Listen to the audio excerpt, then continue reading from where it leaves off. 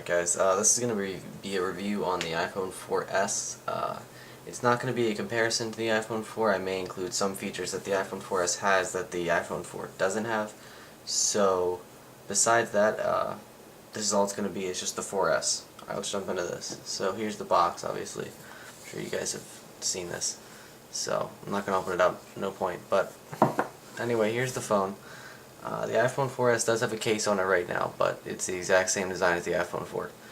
I do have a black 16GB Verizon wireless version.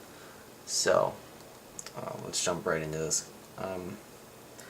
Basically, the iPhone 4S has a large new feature that some will call the personal assistant or Siri.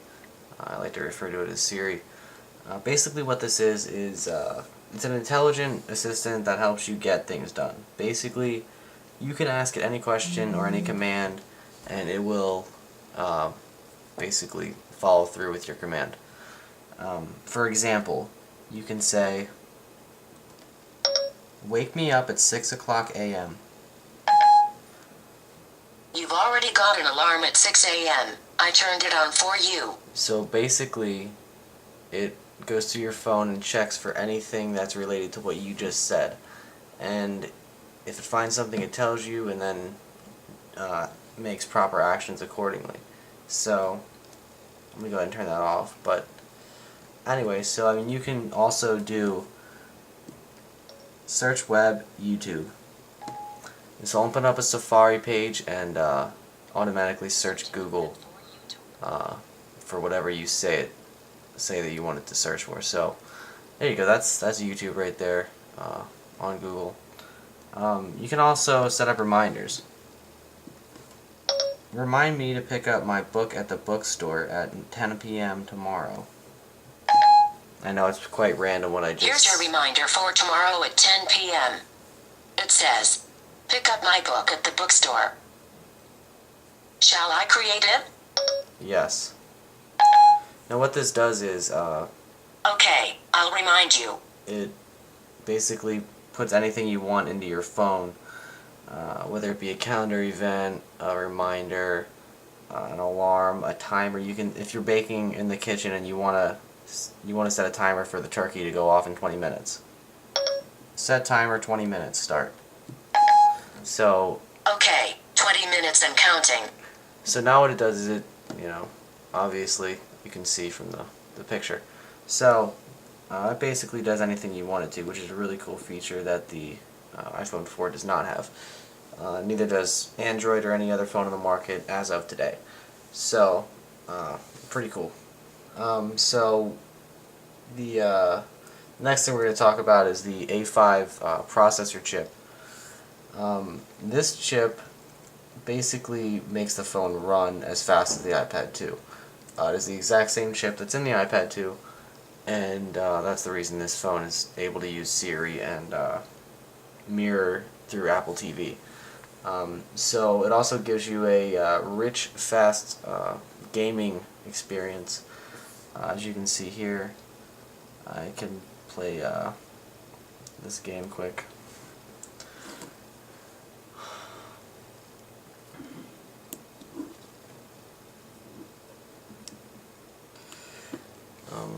Turn the light off and zoom in for you. I mean, it's pretty good quality.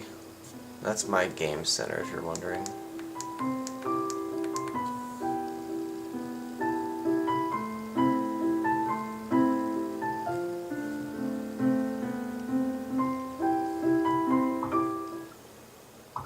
Let's skip right into the game here, guys. Okay, so the objective of this game is to basically just move your little guy around. But as you can see, it has fairly good graphics, and that's due to the A5 processor chip that it has inside now. So, the next thing I want to talk about here is the camera, which is now 8 megapixels, which is the same megapixel that common Android phones have, such as the Evo and whatnot. So this camera can take high resolution photos in 1080p basically, if you're referring to the video. But now this is a picture taken on an iPhone 4S. As you can see, it's quite clear. So also you can zoom in pretty close without that blurring. But anyway, you get the point, guys. So the camera is upgraded to 8 megapixels, and it's pretty awesome.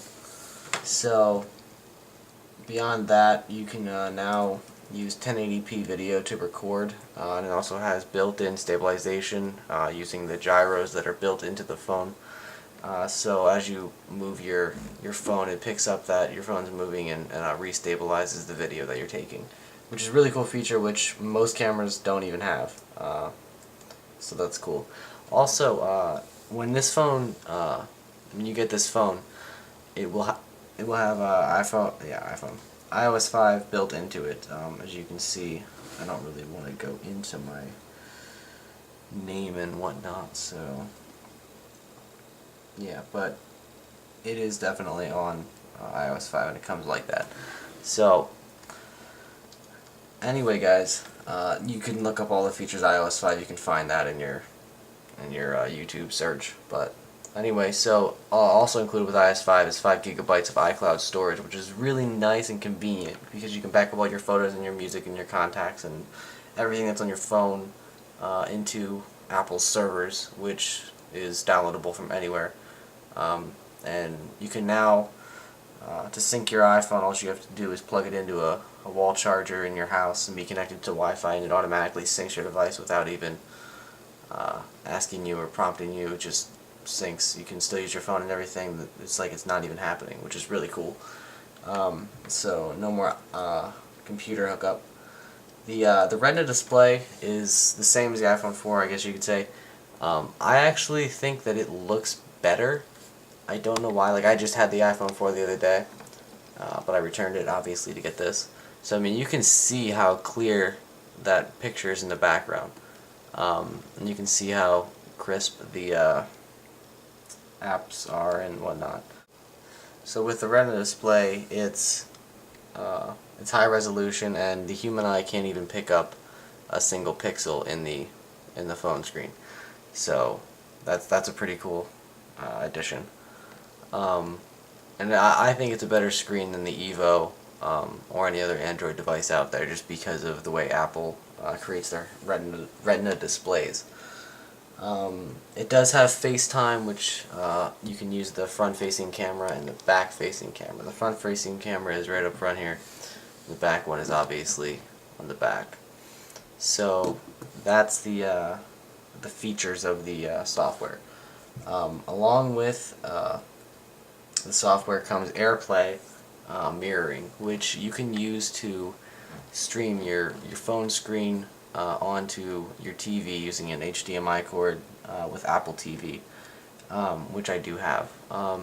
That's the little blue, that's the reason my status bar is blue up there, because I'm streaming to my monitor right now so I can view my screen without having to look up all the time at the camera recording this. So anyway, so you can mirror video games, Facebook, Safari, basically anything on your phone, just like the iPad 2.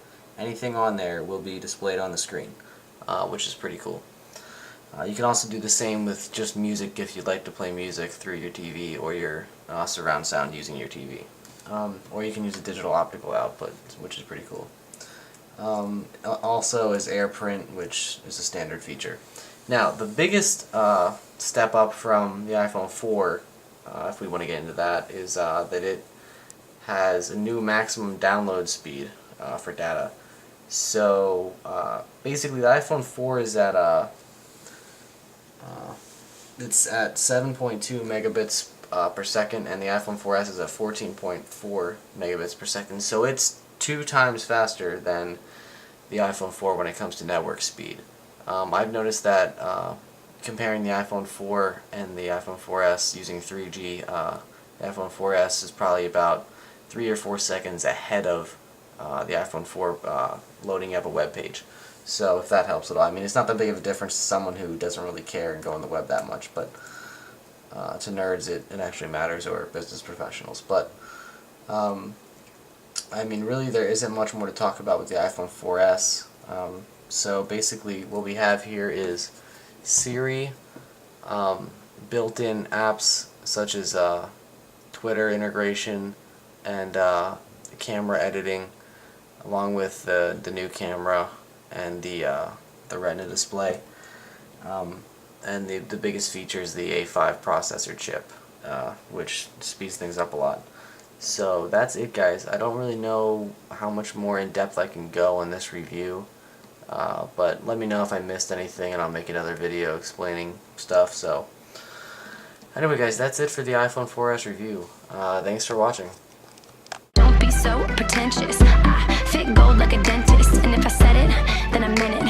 He a soccer player, he headed. I'm going light speed, drinking rice dream, dripping Visine. Bitch, cover your eyes, you won't find me. Even beside me, you're behind me.